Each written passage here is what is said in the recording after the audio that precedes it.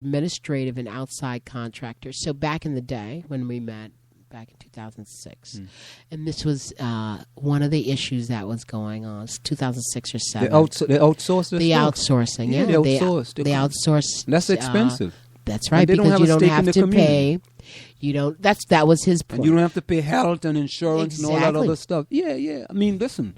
And I knew somebody who was an aide, a teacher's aide, and she was making maybe $17, $18 an hour. But that's good business practice. Though. And then they said, listen, all of these aides are going to be fired, but you can be rehired through the Essex County, blah, blah, Save blah. Save money. And they were getting paid $12 an hour, and without the insurance. Save the community money. But however... But now he's saying that, and they... outsourced the janitorial service, right, to Aramark. Yeah. I don't know if they're still with Aramark, but back in the day they did. I think it's Temco now. Temco. I don't know about the cafeteria services. But you know what? Let's be honest, Marjorie. Let's be honest. You have to try to save money.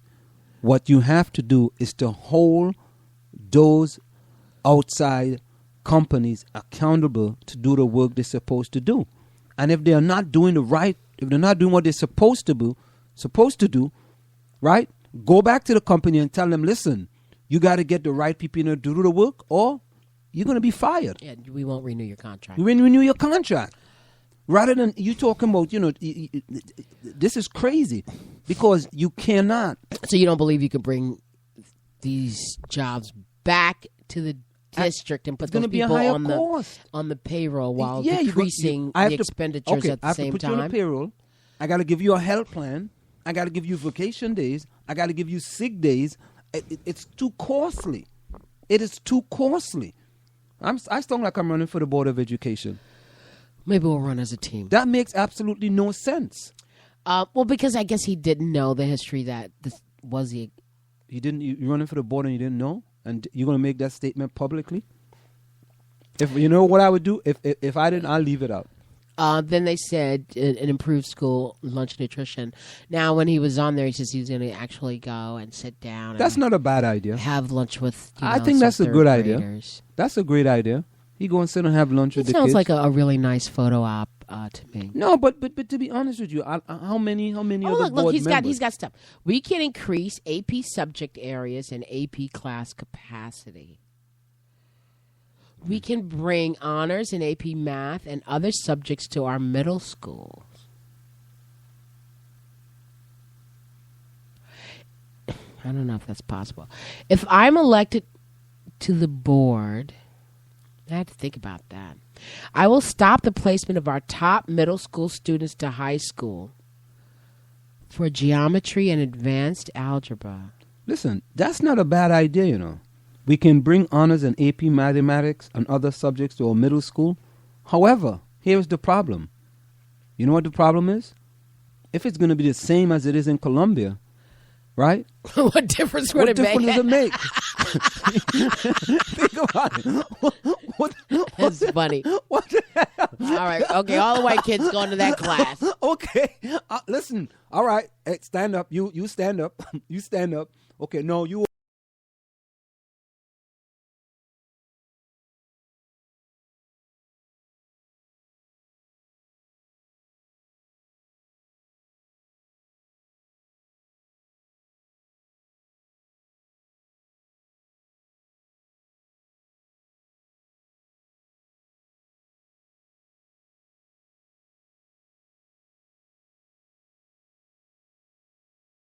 Mm-hmm.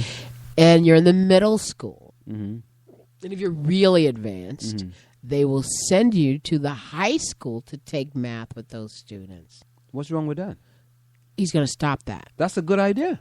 No, but he wants to stop that. No, I don't think that's what that means, though.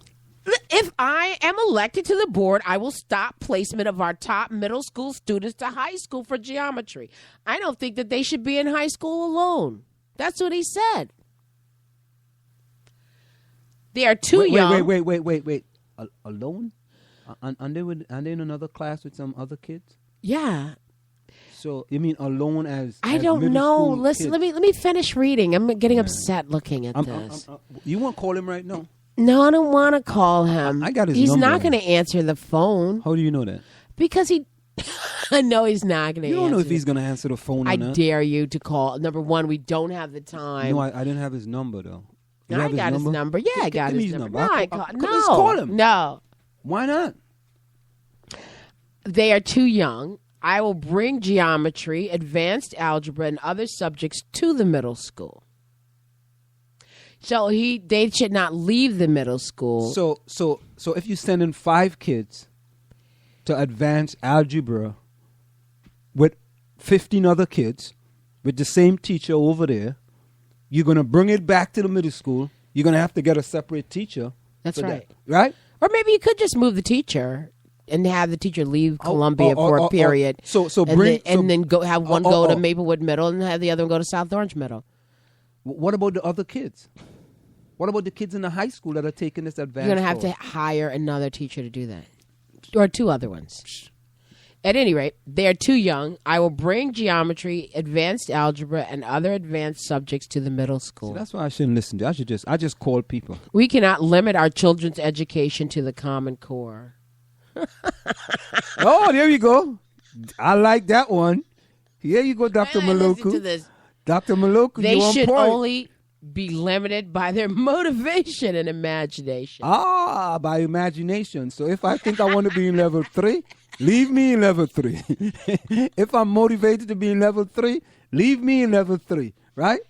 We cannot limit our children's education to the Common Core. I agree with that. No, I don't, because I don't know what that means. The most important issue we have as a community will be to select new leaderships. I'm sorry, I'm trying to scratch my eye. Select new leadership for the we've been next unfair. decade. We've been unfair to Dr. Maluku. I know, that's what I'm trying to read it. You keep asking You know me. what? You know, I think we unfair. But I could read some other people's stuff, and if because it doesn't make sense, I'm gonna say something. But I haven't said anything. But we haven't read Donna Okay, Smith's well, stuff. let's read her stuff. Hold up, let me finish this one. Okay, all right. We know what we need as a community. Mm-hmm. We can't rely on consultants as we have in the past. Consultants have given us entry-level administrators who view this district as a line on their resumes. We need leadership who understand Maplewood and South Orange. We need leadership who understand our expectations of our children. We need leadership who recognize our special education students are amazing young people who can strive for excellence on a daily basis.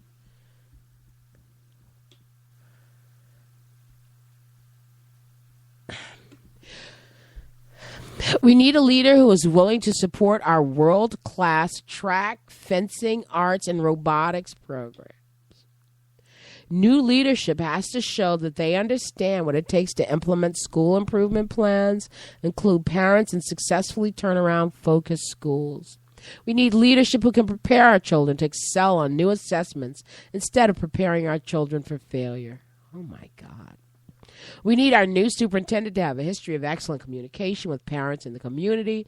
If I'm elected to the board, our board members, parents, and teachers and staff will be sent to districts that our candidates come from to get first-hand knowledge of their leadership style. Can I read that again? If I'm elected to the board, our board members, parents, teachers, and staff will be sent to districts that our candidates come from to get firsthand knowledge of their leadership style. Oh, so you're going to go to a candidate's district, let's say, and then talk to people in East Orange. You mean the candidates for the superintendent? The candidates for the... Before they become superintendent? Yes. If there's 5, you will go to all the different... Yeah, that's a good suggestion. But the plan is to have a superintendent by January, from what I understand. And these people will be sworn in January, so it'll be after the fact, probably. Okay. I will bring my experience as a professional educator who has taught economically disadvantaged youth and prepared them for college and career success. I then put myself through medical school with the help of my brother and achieved board certification and specialization in gastroenterology. I've been a hard worker whose daily job is to solve problems. In my medical practice, I identify problems, use advanced technologies to diagnose and treat patients. I do all of this as soon as possible. My patients cannot wait endlessly for care, just as our children cannot wait endlessly for the help that they need to succeed. If I wait too long to treat a patient, the results can be disastrous. Our children should not, I'm sorry, you can hear the exasperation in my voice. Our children should not wait an entire school year to get the help they need either. If I'm elected to the board, it won't be business as usual. I will be a board member whom you can call on when you have an issue, and I will require an administrative response. I am not afraid to speak up and demand accountability. If I am elected to the board, I will not accept another serious problem coming out on the national media with a feeble administrative and absent board response. When you elect me to the South Orange Maplewood Board of Education, I will not lose sight of the most important job we have this year, selecting an experienced leader. A vote for me will ensure that we take our time out and not rush our superintendent search. I will not agree with the consultants who have suggested we hire a neophyte that can learn on the job. I am not afraid to determine our ideal candidate. He or she will be ready to have the experience in turning around focus in failing schools. He or she will be already have experience in communicating our needs of our school system to federal, state, and local governments, parents, and the community. I will look for a leader who knows what's going on in schools and has experience in visiting schools in his or her district. I will look for a leader whom I can call or email and get a timely response. I am not afraid to tell the administration what Maplewood and South Orange need in our schools. I am not afraid to hold the administration accountable. When you vote for me, I will be your voice. I will be the Board of Education member who will ensure quality education for all. Now, the fair thing to do before we go, Marjorie, let's look at Donna Smith. Just if you go, you can search on Donna Smith. I have Donna Smith up here. Just go Donna. Type in right up there and type in Donna Smith.